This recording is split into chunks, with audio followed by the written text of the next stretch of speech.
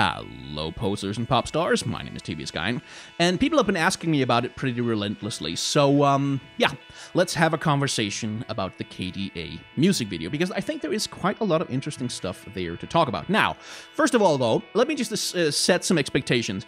I don't know anything about K-pop. I watched like a couple of music videos from it, and I know BTS is a thing, but beyond that, no, I don't know anything about K-pop. So if this particular KDA music video is making reference to anything, like any particular K-pop tropes, or it is paying homage to specific music videos or specific artists and stuff like that, I'm sorry, I can't I'm not the guy who's going to be able to tell. I'm not the guy who's going to be able to sort of spot those references and explain them to you. I don't know anything about that.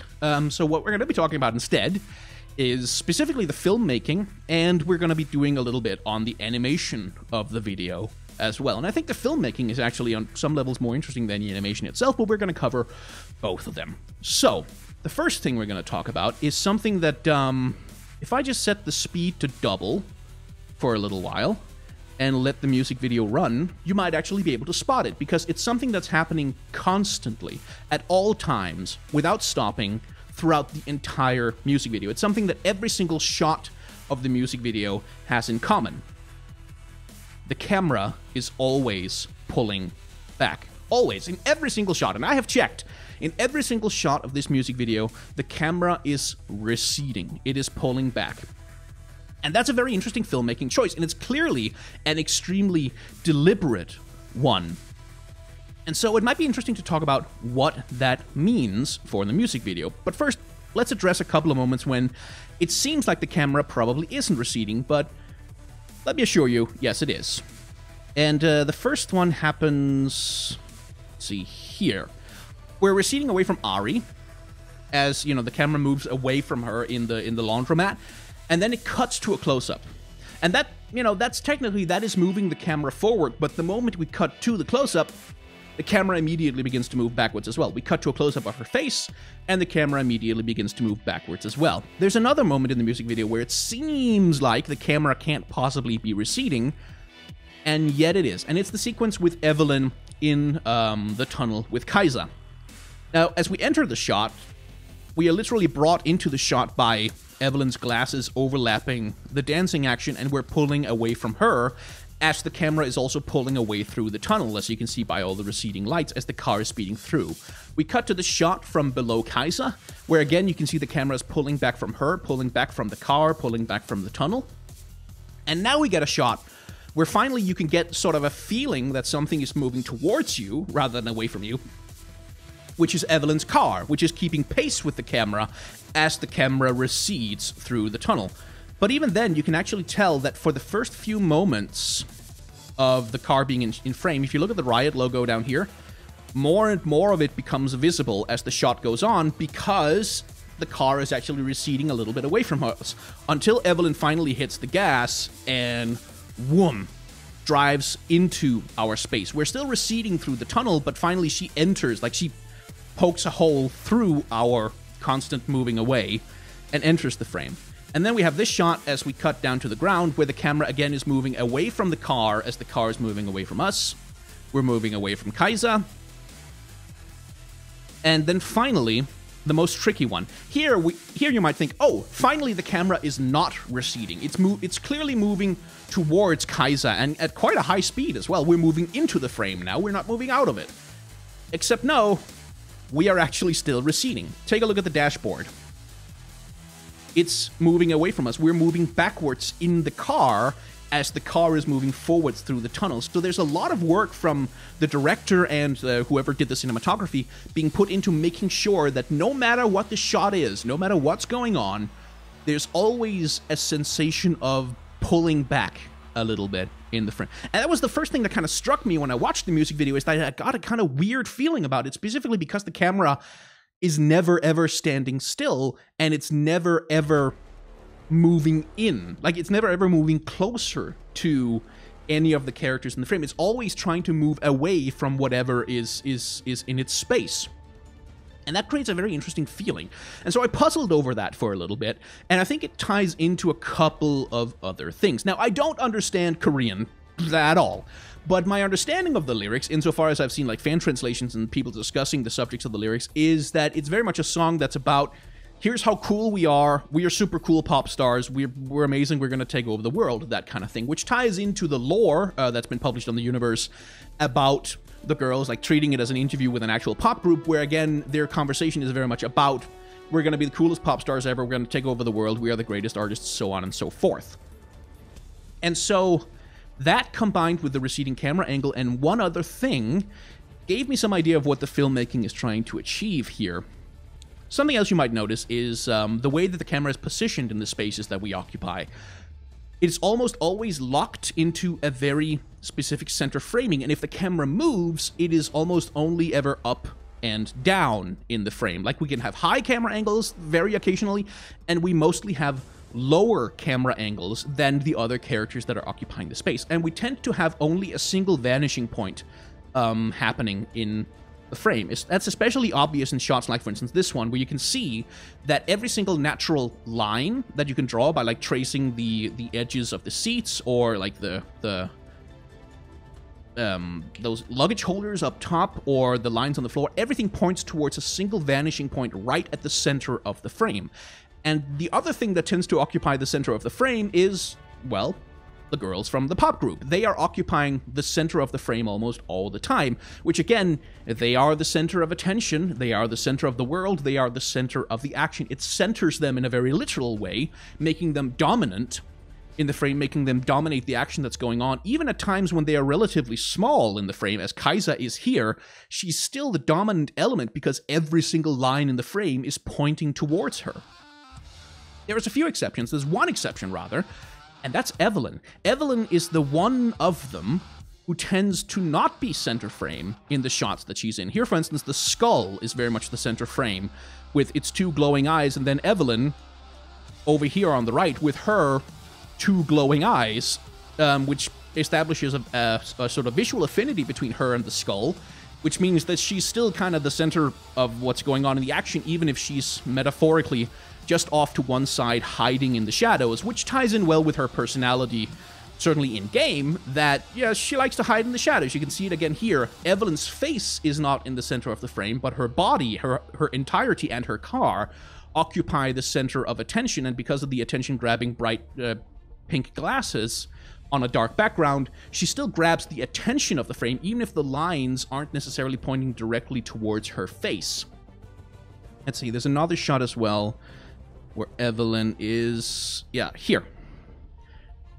She's finally center frame, but she's just, at least I think so, she's just a little bit off center. Just a little, like, the center seems to me like it should be here around her left eye, but she's just moved a little bit off center from that center spot in the screen. So she's constantly being put just a little bit not in the center of things. And I think that happens here as well, that the center of the frame is actually her left eye and not the center of her face, which you would normally expect, which again to me seems interesting. And you can kind of see it again happening here in the camera move as she moves through the center, and then again she's on the right. Instead, like, she never really occupies, the only time she occupies the true center of the frame is here, in these little flash moments when we don't actually get to see her, and then she's out of the center of the frame and sort of occupying a slightly off-kilter space. And I think that's also a deliberate choice, specifically to emphasize her personality as the hiding in the shadows kind of character, that she's, you know, the diva. She wants to be the center of people's attention, and that's what's happening in this shot, by the way. But she doesn't want necessarily to be center stage, as it were. That's certainly what's happening in her shots with Ari, is that she's constantly looming in the background at the center of the action. Most of the lines in the natural environment are pointing towards her, but she's also not quite the center of attention. She leaves that spot to not Ari, Akali, rather. I used the wrong name a few times there, whose mask we are definitely going to be talking about. And then only occasionally she just kind of pops in with a little bit of sound, but very rarely dominates in the same way that some of the other characters do. And I thought that was interesting. Again, I'm not 100%, is there some kind of K-pop group dynamic thing being referenced here that I don't know about? Yeah, blah, blah, blah. But still. The camera also tends to be below the characters in question. We tend to be below the eye lines of the girls. Even here, for instance, where Kaisa comes very, very close to being at this, having her face at the center of our eye line. And again, because it's a single vanishing point shot that's going on here, our eye line is somewhere around here, somewhere around her collarbone. And we very, very rarely get to have eye contact with any of the people, in the sense that they are very rarely staring directly into the camera at our level. And I swear I'll get to the point of discussing all of this momentarily. The only person we get a true close-up on is Ari here. And this, I think, is one of the few moments in the video where we're actually at eye level with any of the girls. But we quickly move away, and all of a sudden her head is very much above our eye level, which again remains pretty much at the center of the frame. So we get these few little moments of getting to feel some kind of human connection, like we are on the level of this character, right up until, of course, that's ruined by the camera moving away from them and cutting away from them.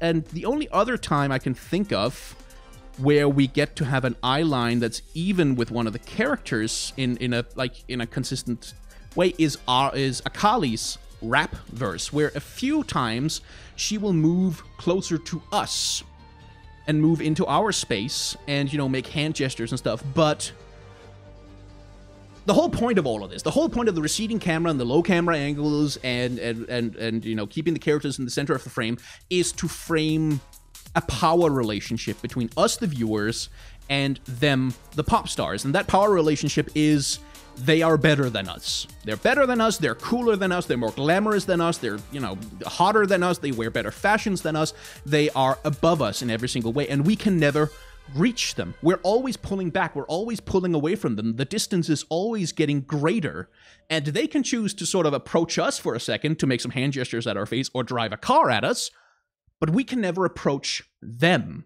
We can never get closer to them. We can never approach any kind of human intimacy with them because they are a different breed. They are, you know, pop stars.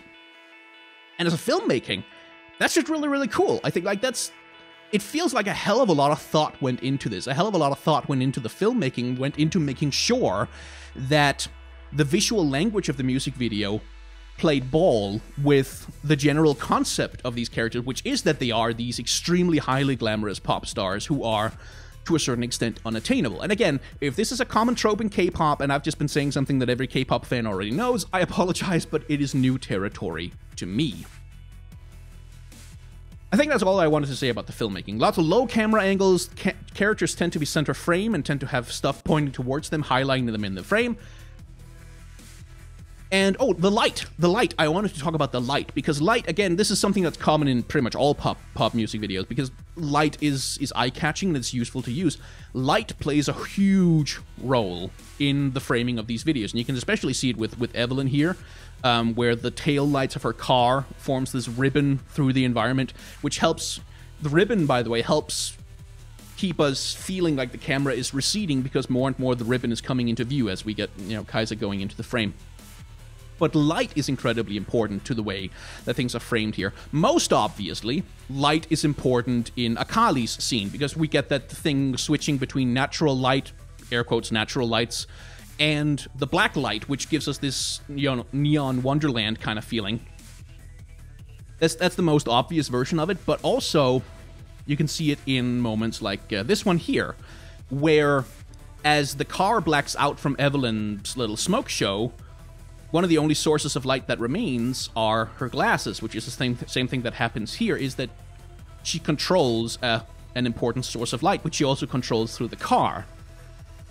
And light is constantly being used as a visual signifier, because here, for example, when all the girls are together and they're dancing, here we get the stage light, the spotlight. We get this very bright, powerful white light coming down from below, highlighting them in the shot. And like all these little inferior lights, which are kind of pale and grayed out in comparison to the extremely bright highlights that tend to frame the girls themselves, which again, they are in the spotlight. The visual storytelling is pretty obvious here.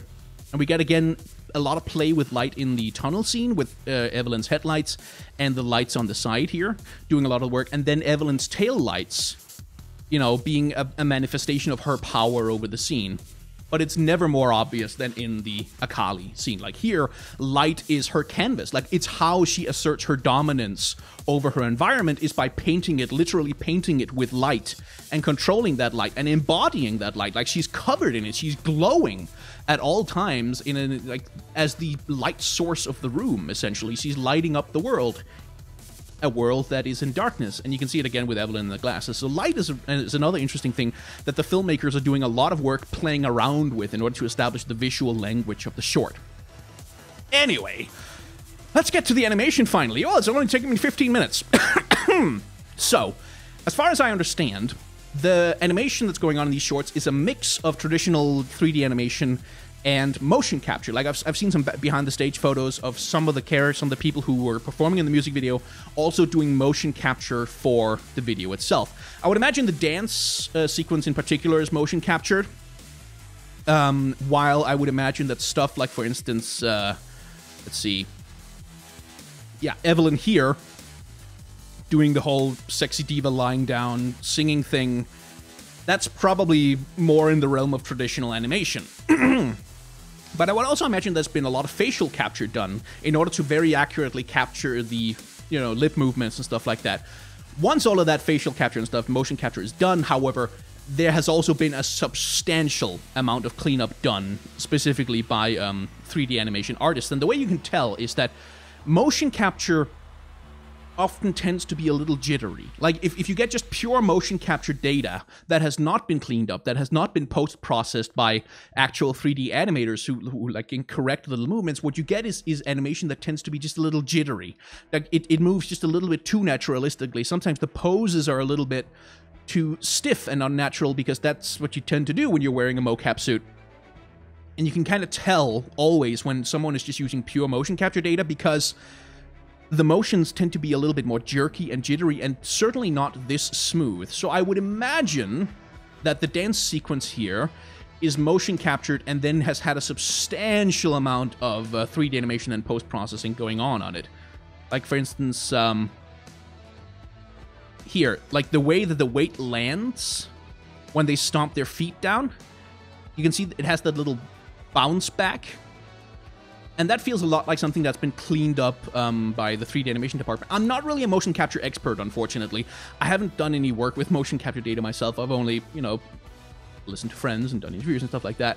So specifically how the process of cleaning up motion capture data works, I can't be entirely sure of. But I'm reasonably sure that this entire dance sequence was mocapped and then went through some substantial cleanups. What I'm interested in, however, is how they manage the timings, because an unfortunate fact about human beings is that they can't actually move in perfect synchronization. They can get close, but they can't actually do it. And a mistake that is easy to make when you're working with 3D animation is to just enforce perfect synchronization, because you can, especially when you're doing a dance sequence. And what I'm interested in is whether they've done that here, because I don't think so. I think they have introduced artificially, yeah, there you go, tiny little mistimings, tiny little individual delays with the characters, where you can see, for instance, here, the arm swing. That's a good obvious one to look at. See, at this point, Ari's arm swing is a lot further along than Kaisa's is, and Kaisa lands on that arm swing just a tiny little fraction of a moment later than the other girls, and there are tiny little variations in their specific timings and their specific postures that help give them a certain sense of individuality. How Akali has her arm swinging a little bit further, and you can see how she lifts her arm here when the other girls are still holding them down. And you should probably also be able to spot some timing differences here. Yeah, you can see it here. Here, Kaisa's arm is already all the way down. There, Akali's arm follows along. And that little bit of timing difference, that little bit of variation is incredibly important to establishing a natural feeling when you watch this scene. Because it would be really easy to just take the same motion capture data 4 times, copy-paste it, and call it a day. But they've clearly got 4 different sets of motion capture data here. They've recorded 4 different performances and are moving them across from each other. Oh, there's a really good timing difference here, I think. Yeah, here again, Kaisa's arm is down first. You can see it's already all the way down. and Ares is as well, while Akali and Evelynn are still in the process of getting down there, and her arm is up sooner than Akali and Evelynn's is as well. This is me just nerding out. This is the kind of stuff that I love, because I know just how important tiny little timing differences can be in establishing a natural feeling to an animation shot. And this is just the kind of stuff that I love going through and just kind of staring at, checking out exactly how they've managed the different timings and the slightly different physical expressions of the characters as they interact with the dance moves. You can see here, Kai'Sa has a very different hand posture here than Akali, who has these hands very close to each other. And she's crossing them over in a different way. And oh, that's really cool. That's really good. I really like that. That's a really nice way to do that. Because again, there's a lazy way to do it that would have looked fine, like on first inspection, but which would have been kind of stiff and mechanical when you looked closer at it. And I'm really glad that they didn't do the lazy thing and just have one person mocap the thing one time and just kind of slap that in, that they took the time to actually do 4 different motion capture performances and clean them up in slightly different ways and make sure that the timing wasn't, you know, completely synchronized. That's just lovely. That's just a nice thing. And now let's talk about the mask. That mask. Oh, I don't want captions, actually. There we go. The mask is so cool. So the mask is one of the 2D animation elements that are introduced into this 3D short. And this is something that I really love, that type of mixed media where you're using 2D animation techniques. Now, this is actually a great opportunity to talk a little bit about lip syncing, because lip syncing is one of the really difficult freaking things to do in animation. And in fact, it used to be that the classic Disney films, like back in the 30s and 40s, they couldn't just have like recordings of sound running, and the animators couldn't animate to those recordings of sound. It's not like today where you can put a sound file in a computer thing and then lay down the frames and animate alongside the animation. They had to animate on timing sheets. Like basically they wrote out the timings of the syllables of what was being said, and they had this whole system of categorization where you knew, okay, I have this many frames to get from that syllable to that syllable, and from this word to that word and stuff like that. And good lord, lip sync used to be a bloody difficult discipline. It still is, though. In modern animation, lip sync is one of the hardest, most time-intensive things to do, because you don't have to get it wrong very much before it becomes incredibly noticeable. As you will know if you have ever watched a Disney movie that has been dubbed, is that the lip movements just don't match up with the characters, and you ignore it after a while, but it's really, really easy to see. And so what's being done here is actually a really impressive piece of animation, because they're making very specific choices. They can't move her mouth all the time. They can't move the mouth so that it actually suits and fits exactly what she's saying all the time. They can't put every single syllable into the motion of the mouth, because they need to maintain that sensation of a static 2D image on her mask that is shifting. So what they have instead is they have a series of unique positions for the 2D image. You can see it here, for instance, where the tongue is able to move slightly independently of the teeth. And they choose which syllable they want to emphasize. I love this expression so much. It's so good. It's such a good troll face. Where they choose very carefully which syllable they want to show. And there's like, you can find little sheets online, by the way, of the various mouth positions that the human mouth has to take in order to make a certain a vowel sound or consonant sound in different languages. And there's like hundreds and hundreds and hundreds of different mouth positions, but some of them can be boiled down into a relatively simple set. Like you have a smile position, which is this one, where you like which usually is like the E. Which is why photographers tell you to say cheese, which tends to be like an E type sound. Then you have this, which seems to be an O. An O sounds like the open mouth thing. And so the animators have to make very specific decisions about which syllable do we want to lip sync to in order to maintain the illusion of a... Here you can see a lip bite, which is typically a fricative of some kind, or a on the... I used to study linguistics, and I know like 20% of the terminology I learned I can still remember, and I lose it at the most annoying time. It's a labial... It's a labiodental fricative tends to be the ones where you bite down on your lower lip a little bit, which is one of the ones that's being used here. Anyway, that's complete. Who cares? That's linguistics. Who cares about that? But the animators are doing a really interesting job of very carefully choosing specifically which words, which syllables, which mouth movements do they want to emulate on her mask. And so here, when she's doing a pretty quick fire, you can see they are using a lot of movement on the mouth in order to kind of get that across. And it works so well. Like the expressions that she gets, this one, for example, it's so good.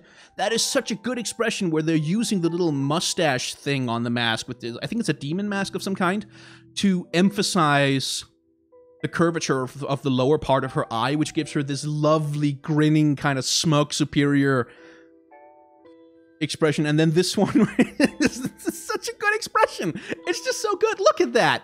That's a really good, strong expression. And by the way, that's one of the things that I have always found to be the weakness of this particular style of 3D animation, is that a lot of the time, they're not great at doing strong expressions because they tend to emphasize maintaining, staying on model with the character, which is to say that if they're doing an expression, they don't like to distort the face too much. They don't like to really kind of stretch the features out or like make the character look ugly, essentially. They don't really like to do the full range of motions that the human face goes through when they talk, which is why, like, if you have a video of any person talking and you pause it at a random moment, they almost always look stupid because the human face goes through a lot of stupid motions when we're talking.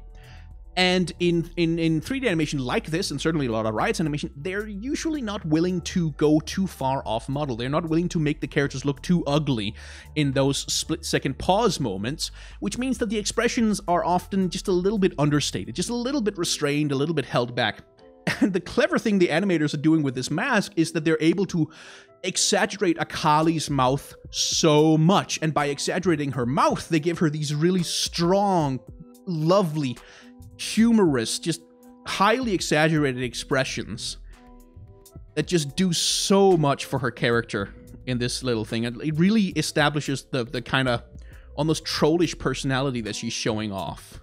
Look at that. It's such a good expression right there. I love that. That's really cool. I could just look at this for ages, because it's such a nice little workaround. Like, it's such a nice way to differentiate her specifically as a character among the lineup of, you know, impossibly hot pop star girls, that she's the one who has this kind of cartoonish vibe about her, which ties in very nicely with her identity as a graffiti artist, that she has this slightly more cartoonish vibe, that she can make expressions like that one, that she can look a little bit more outrageous. I think her eye makeup does a great job of emphasizing that as well, because it makes her eyes look bigger, her expressions rather look a little bit bigger, which again helps emphasize. I also love the attention to detail that they have paint flicking off her fingers when she makes big movements. I think that's a lovely little thing. This too, that's such a good expression. I like that a lot. And it's a great contrast also with the otherwise rather restrained, kind of holding back, not really doing too much physical expression that Akali has when she's not in her neon pink, blacklight painting kind of mode. So it's just, it's really good. And I think, oh yeah, by the way, the last thing I wanted to talk about is the other integration of 2D animated objects in the thing. And this is something that Riot has been experimenting with for a very long time, is they've really loved to incorporate 2D animated elements into their 3D animation. The smoke, for instance, here from Akali's paint can is 2D animated. So is, let's see if we can find Kaisa when she does her shooty laser thing. That would be here, I think. Yes. This is also 2D animated. And very well done as well. And in sync with the music, which is a lovely little touch as well.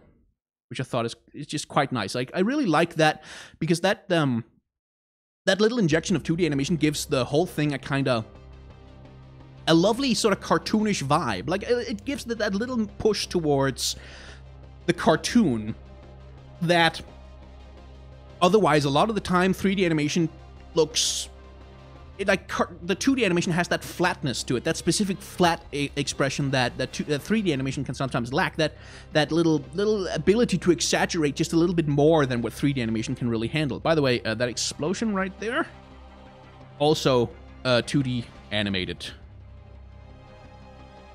With some I think some After Effects is also being used here, especially the particle effects. They don't seem to be 2D animated, but the rings of explosive power and the center thing there, Definitely. And then it transitions into what I think is some 3D animation effects.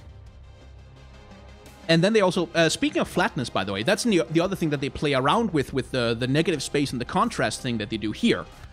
That's one of the wonderful effects of Akali's sort of neon light thing, is that it flattens the characters in a lot of ways. It flattens them and gives them these powerful color surfaces that makes them into silhouettes, essentially, in a lot of ways, which is just, again, it's a lovely effect.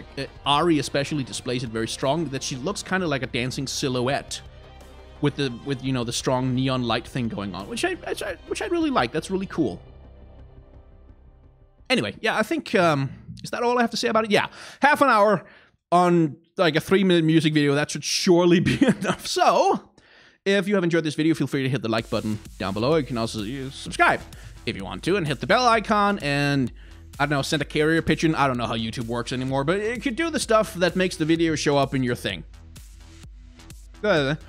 And if you want to, I do have a Patreon that helps me, you know, make this stuff. It helps me have the time to make it, because I don't have to do other work instead. And if you want to support that one, you can get out to patreon.com/castercomics. There's a link down in the description. And if you have $1 that you don't mind me having, I would be very grateful to receive it. If not, of course, don't worry about it. I'm just glad that you've watched the video so far.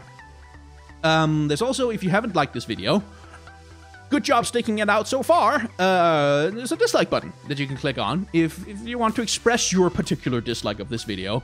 Although I should warn you that if you don't hit the dislike button, you are entered into a competition to win a free ticket to the next KDA performance in Korea. All expenses paid, room, board, hotel, and also transportation through the magical dimension to another reality in which they are actually a real band who will have a real album and perform real concerts that you can really go to. Because that's not ever gonna happen in real life, is it, Riot? It's just gonna be the one song ever, and you're never gonna do another one. And we're gonna have to just have this and think about what could have been. Thank you very much for watching.